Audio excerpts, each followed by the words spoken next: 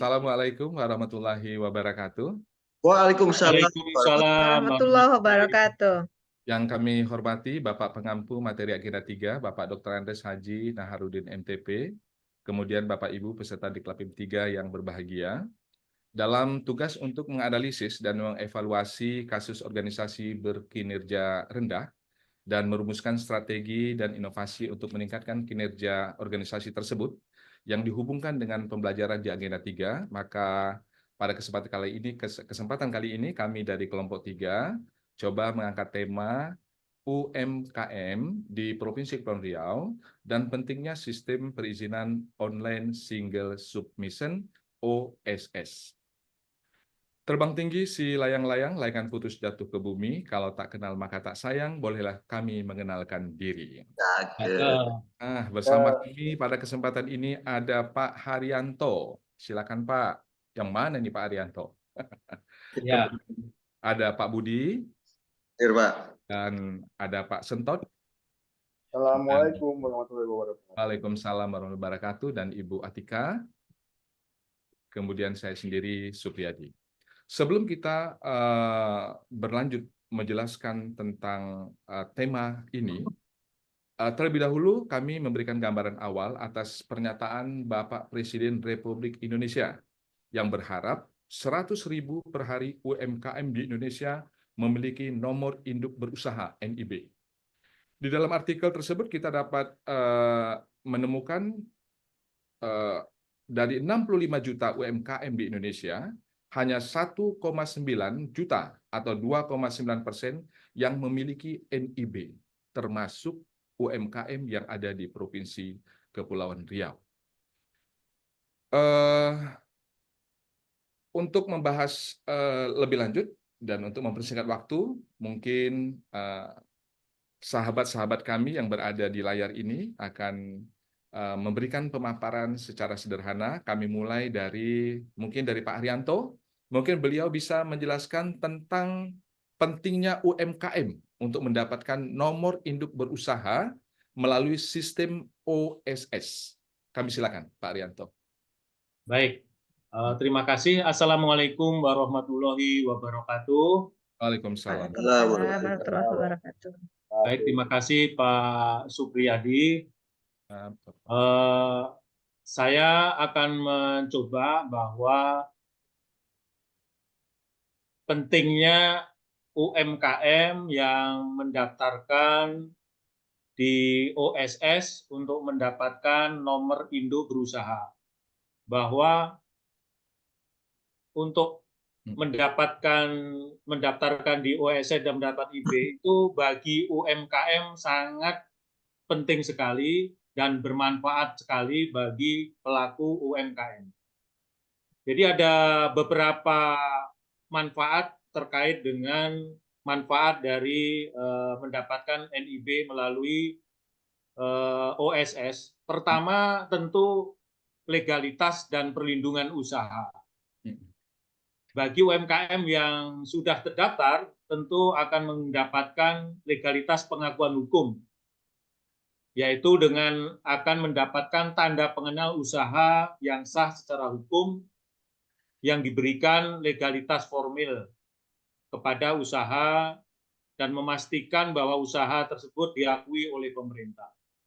Kemudian juga ada perlindungan hukum dari sisi hukum. UMKM tersebut akan mendapatkan perlindungan hukum yang lebih baik, termasuk dalam hal perlindungan hak atas merek dagang, hak cipta, dan pengaturan perselisihan. Kemudian juga yang kedua atau manfaat kedua akan mendapatkan akses fasilitas dari pemerintah, seperti program bantuan pemerintah. Jadi bagi UMKM yang terdaftar di OSS akan memiliki akses program bantuan pemerintah seperti subsidi, bantuan permodalan dan pelatihan, dan akses pasar. Kemudian juga akan mendapatkan kemudahan pembiayaan. Jadi UMKM yang terdaftar akan mendapatkan akses pembiayaan dari bank dan lembaga keuangan lainnya karena status legal yang jelas dan usaha yang terdaftar. Kemudian manfaat ketiga akan mempermudah proses perizinan.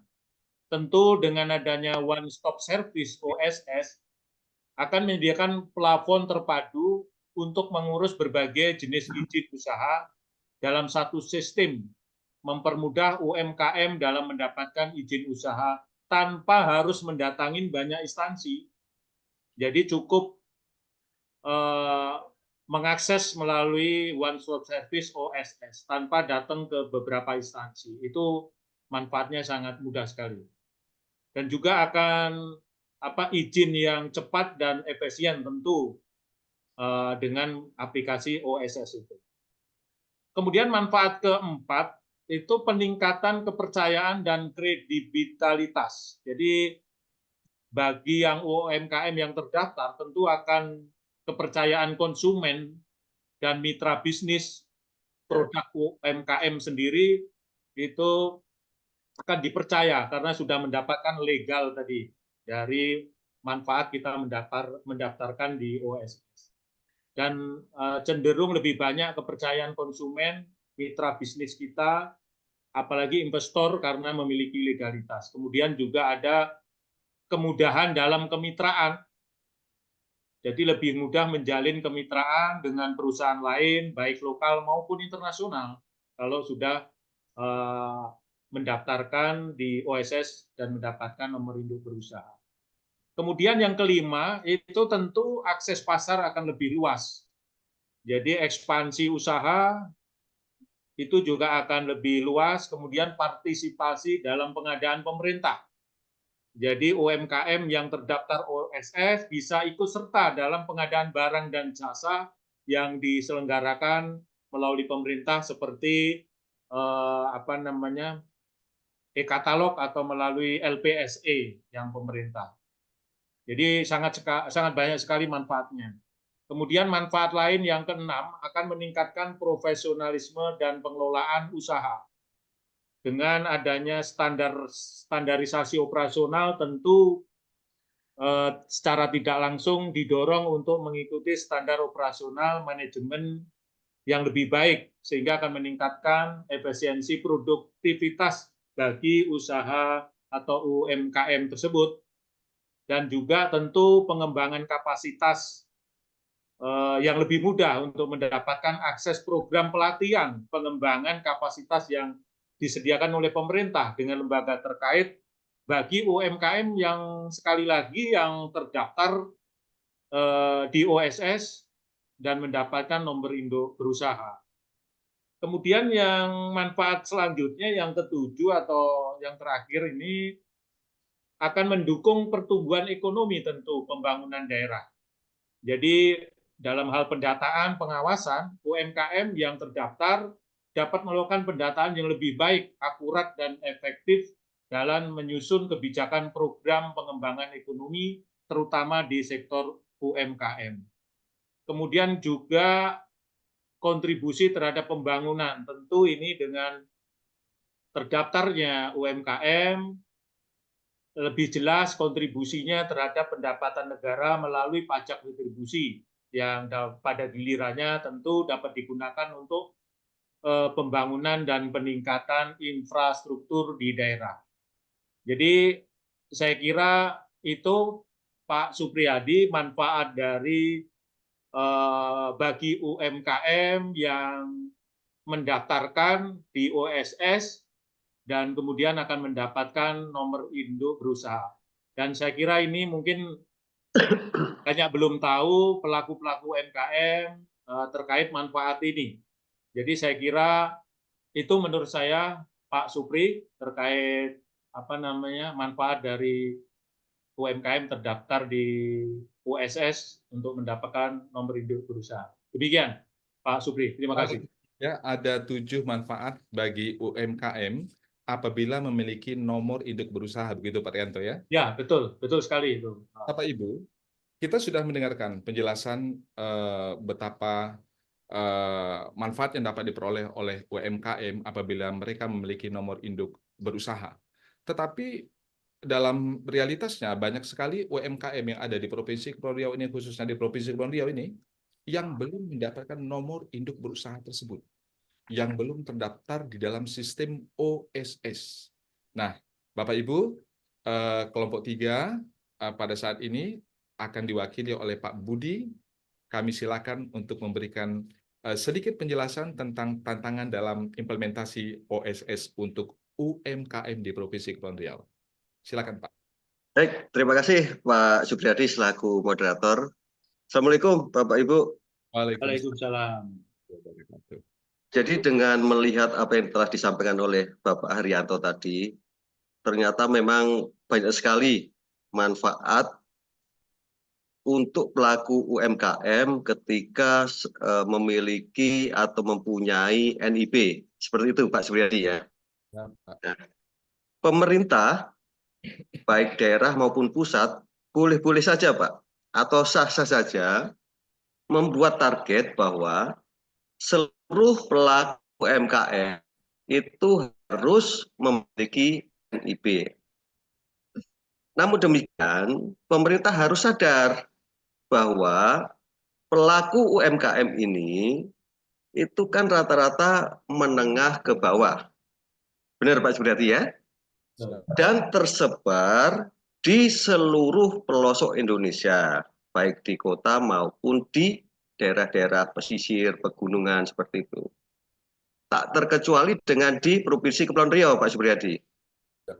Nah, saya melihat dengan letak geografis yang seperti ini, maka mengidentifikasi ada dua permasalahan mendasar yang memang pemerintah harus tahu dan harus berupaya untuk mencari solusi atas permasalahan ini. Baik. Yang pertama, pemahaman terhadap sistem digital. Seperti apa yang disampaikan oleh Pak Riyadi tadi bahwa, Pak Riyato maksud saya, untuk pengurusan izin NIP ini sudah satu pintu menggunakan OSS. Lah, sekarang pertanyaannya, apakah ya semua pelaku UMKM ini sudah mengerti bagaimana cara mengurus izin itu melalui OSS? Ini pemerintah harus memahami betul masalah ini. Tidak boleh melepaskan, harus tetap mendampingi dan mendukung. Kenapa seperti itu? Karena kita tahu bahwa pelaku UMKM itu semuanya tidak mempunyai pendidikan yang tinggi. Saya yakin pasti rata-rata tidak terlalu tinggi. Kenapa? Karena memang UMKM ini adalah usaha mikro, kecil dan menengah. Jadi faktor pendidikan, Pak. Yang kedua, pemahaman ini juga dipengaruhi oleh pengalaman pelaku UMKM. Apabila pelaku UMKM sebelumnya sudah pernah mengurus NIB sebelumnya, dan sekarang berganti ke usaha yang baru, maka dia tidak ada masalah. Tetapi yang bermasalah adalah ketika pelaku UKM itu baru memulai usahanya, tiba-tiba dihadapkan pada, oh ya, program pemerintah harus punya NIB. Nah, ini gimana caranya mengurus dengan OSS dan sebagainya. Ini peran pemerintah nggak boleh meninggalkan nih. Tetap mendukung serta memfasilitasi. Mungkin dalam pembahasan next-nya bagaimana cara mengatasinya, Pak. Ini nanti mungkin kita bisa bahas. Permasalahan mendasar yang kedua adalah keterbatasan akses internet dalam mendukung digitalisasi ini. Ya. Kita ketahui bahwa Provinsi Kepulauan Riau ini 94% kalau nggak salah Pak Supriyadi ya, itu adalah wilayah timman atau laut, Pak. Tentu antar daratan ini terpisah-pisah sehingga memungkinkan akses internet ini juga mungkin, tanda kutip, mungkin Pak ya, tidak selancar di daerah perkotaan. Nah, pemerintah di sini harus memikirkan hal ini, tidak boleh bahwa saya selaku pelaku UMKM dituntut untuk mengurus izin, tapi fasilitas internetnya jelek atau bahkan tidak ada. Maka bagaimana upaya pemerintah menggandeng stakeholder di bidang internet ini supaya bisa memfasilitasinya. Nah, ketika dua masalah ini bisa diatasi dengan didampingi dan didukung oleh pemerintah, saya yakin masyarakat atau pelaku UMKM juga akan bersemangat dalam mengurus izin berusaha tadi. Demikian Pak Supri mungkin yang bisa saya sampaikan. Terima kasih Pak. Iya, terima kasih Pak Budi. Tadi Pak Budi sudah menjelaskan dua hal utama yang menjadi tantangan dalam implementasi OSS untuk UMKM di Provinsi Kepulauan Riau. Begitu Pak Budi ya? Ya, betul Pak. Bapak Ibu, tadi kita juga sudah mendengarkan dari Pak Arianto tentang pentingnya UMKM untuk mendapatkan nomor induk berusaha dalam sistem OSS. Nah, setelah kita mendengarkan manfaat yang akan diperoleh, tetapi kita menemukan tantangan di dalam implementasinya. Nah, tentu kita mendekati kepada solusi-solusi untuk memperoleh inovasi dan strategi dalam hal ini. Jadi untuk meningkatkan UMKM agar memperoleh nomor induk berusaha melalui sistem OSS, tentunya memerlukan hubungan kelembagaan. Hubungan kelembagaan yang kuat antara berbagai pihak. Nah, pada kesempatan ini nih, kita berharap Pak Sentot ini menjelaskan bagaimana hubungan kelembagaan dalam kerjasamanya untuk mendorong UMKM mendaftar dan mendapatkan NIB melalui sistem OSS. Kami silakan Pak Sentot. Baik, terima kasih Pak Supriyadi atas kesempatan yang diberikan. Di sini kami mencoba bukan menjelaskan ya, tapi mencoba berbagi saran atau berbagi ide dalam meningkatkan jumlah UMKM yang mendapatkan nomor induk berusaha. Itu memang memerlukan hubungan kelembagaan yang kuat antara berbagai pihak. Nah, pihak-pihak itu antara lain seperti kalau di pemerintahan Kementerian Koperasi dan UMKM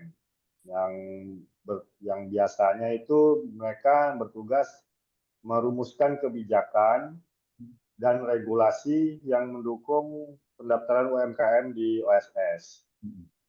Di mana regulasi ini bisa diterapkan di seluruh wilayah Indonesia.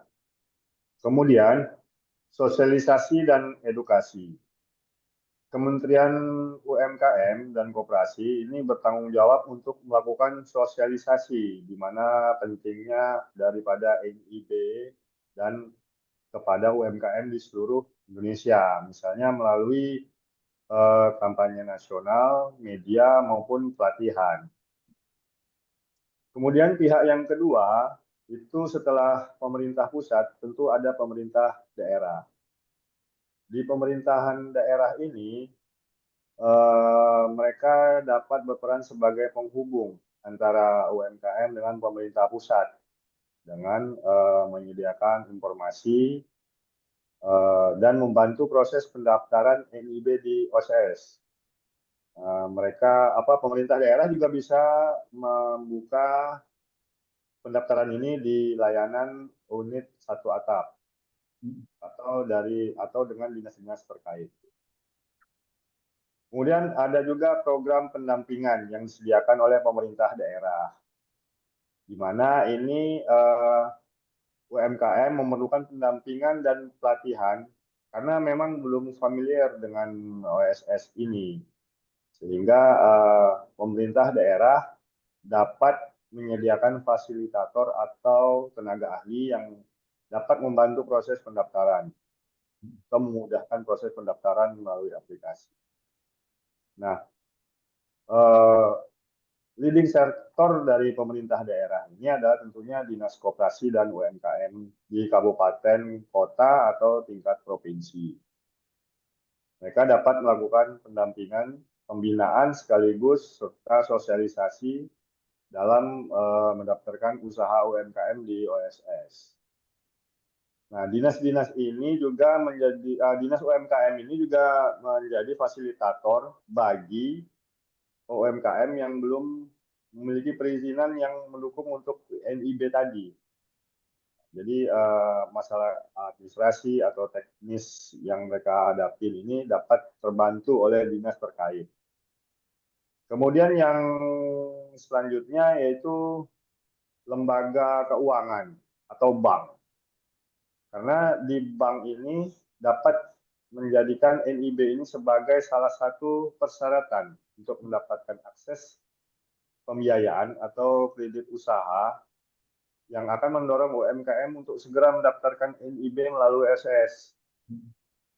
Nah, setelah itu bank juga atau lembaga keuangan ini juga dapat melakukan program sosialisasi bersama. Misalnya ketika ada UMKM yang ingin mengajukan permodalan, tentu mereka belum mendaftarkan NIB ini, maka langsung dapat visualisasikan bersama di situ. Biasanya di customer service-nya atau di misalnya acara pameran. Biasanya kan bank-bank atau lembaga keuangan itu sering mengadakan hal-hal tersebut.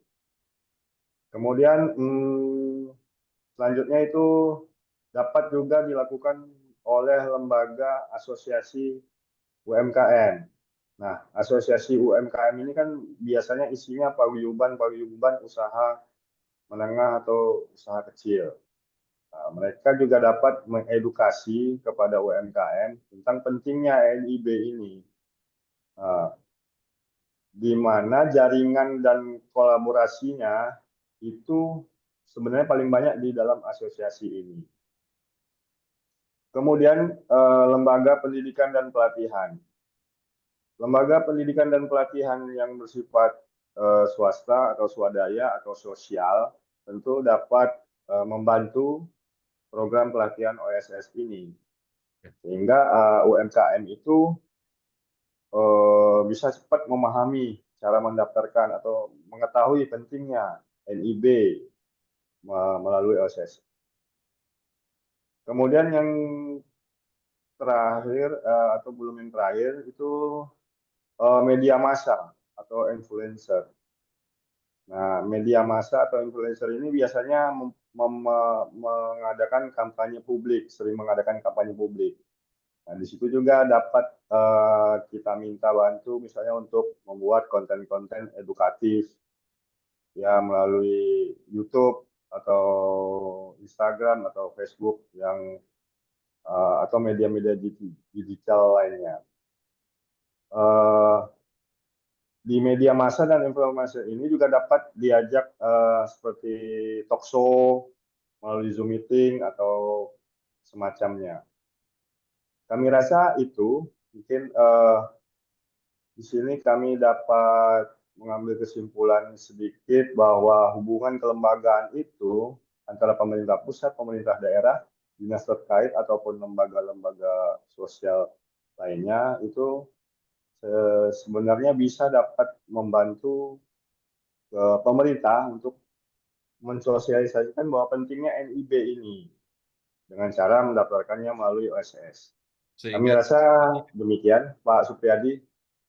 Sehingga dengan berbagai program dan kerjasama tadi dapat mendorong UMKM untuk mendapatkan nomor induk berusaha. Dengan program-program yang lain kita bisa dapat dorong juga kepada UMKM.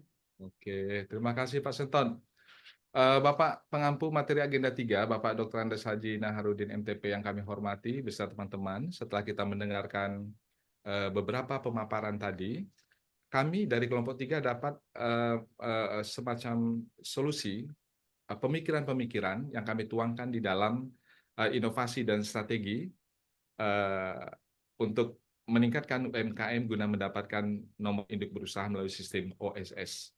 Mungkin ini kami mintakan kepada Ibu Atika untuk menyimpulkan inovasi dan strategi tadi. Kami silakan, Ibu. Baik, Bapak Supriyadi, terima kasih. Assalamualaikum warahmatullahi wabarakatuh, teman-teman semuanya. Kepada Pak Nahar, terima kasih. Assalamualaikum warahmatullahi wabarakatuh. Alhamdulillah, saya sangat senang sekali bisa bergabung dalam forum yang berbahagia ini. Benar sekali apa yang telah disampaikan oleh narasumber kita tadi, yaitu ada Pak Haryanto, Pak Budi, Pak Sentot, ya, sangat benar sekali bahwa banyak sekali manfaat-manfaat jika pelaku usaha UMKM ini terdaftar di OSS untuk mendapatkan nomor induk berusaha, yaitu tingkat legalitasnya, ya. Jadi sehingga jika mereka memiliki NIB, mereka legal usahanya. Dan kita ketahui bersama bahwa NIB ini berlaku untuk seumur hidup. Jadi riweuhnya itu kesulitan-kesulitan itu hanya sekali saja untuk melengkapi berkas-berkasnya. Seperti kita ketahui bersama, banyak persyaratan yang dilampirkan dalam pengurusan ini. Oleh karena itu, inovasi-inovasi yang kami lakukan adalah pertama, kita telah membuat grup WA bagi seluruh peserta UMKM. Dan kita sudah melakukan pemetaan lokus-lokus di mana saja yang berdampak pada tidak terbitnya NIB atau tidak terdaftarnya UMKM kita ke dalam aplikasi OSS ini. Kemudian kami membentuk tim reaksi cepat. Itu dengan adanya tim ini, tim akan turun ke lapangan, istilahnya jemput bola ya, kepada UMKM kita yang berpotensi masalah. Sehingga kita tahu seperti apa yang harus kita lakukan untuk melakukan pendampingan kepada pelaku usaha UMKM kita. Karena seperti yang disampaikan oleh Pak Budi tadi, tidak semua pelaku UMKM kita ini paham digitalisasi, paham prosedur, paham persyaratan-persyaratan ya yang diberlakukan karena mengingat ada yang keterbatasan pendidikan mereka. Kemudian kami juga melakukan pelatihan-pelatihan singkat atau ringan ya gitu, arti kata tidak begitu lama pelatihannya, mungkin sehari 2 hari aja, dengan mudah dan dan mereka juga gampang untuk mendapatkan pelatihan itu untuk pengembangan usahanya, Pak. Seperti bagaimana cara pemakingan yang bagus, merubah kemasan yang biasa saja menjadi kemasan yang luar biasa, sehingga bisa menambah daya ungkit harga penjualan. Seperti contoh ya Pak ya, yang banyak kita ketahui di masyarakat kita ini, seperti di Kota Malang tuh Pak, banyak keripik-keripik, keripik nangka, keripik apel, keripik macam-macam keripik dari buah-buahan segar, mungkin kita bisa adopt seperti itu. Jadi nggak hanya fokus pada keripik pisang, keripik ubi, atau keripik lainnya, tapi kita bisa buat contoh-contoh keripik yang lainnya. Walaupun kita sudah ada keripik gonggong atau keripik, cumi ya, Pak, tapi kemasannya hanya bentuk plastik biasa saja, kurang kurang ini ya, kurang mempunyai nilai jual yang tinggi. Tapi dengan kita latih mereka cara me-making, cara mendesain bentuk packing-annya, ini bisa menambah nilai jual. Kemudian kita akan memberikan reward dari Bapak Gubernur bagi UMKM yang berhasil ya Pak ya. Dan kita berharap dengan keberhasilan mereka itu bisa memberikan ketok tular kepada UMKM di sekitarnya. Yang tadinya mereka UMKM biasa saja, tapi mereka bisa jadi termotivasi mengikuti para UMKM yang telah berhasil. Dan kita bisa meningkatkan agar para UMKM terdaftar di OSS ya untuk mendapatkan NIB-nya, dan jika memang nanti akhirnya UMKM ini kita bisa go internasional, kita sudah tidak lagi fokus pada pengurusan izinnya, tapi kita fokus bagaimana pengemasan agar produk kita bisa go internasional. Demikian Pak, terima kasih. Terima kasih Ibu Atika. Bapak Ibu, kami dari kelompok 3 sudah menjelaskan mulai dari awal yang dijelaskan oleh Pak Arianto, dijelaskan oleh Pak Sentot, dijelaskan oleh Pak Budi, kemudian Pak Budi dulu ya Pak, Pak Budi, serta Pak Arianto, Pak Sentot, kemudian inovasi dan strategi dijelaskan Ibu Atika. Kami pikir kita sudah dapat memenuhi tugas kita dalam kelompok 3 ini untuk menganalisis dan mengevaluasi satu kasus kinerja dalam rangka merumuskannya menjadi sebuah strategi dan inovasi untuk meningkatkan kinerja organisasi tersebut.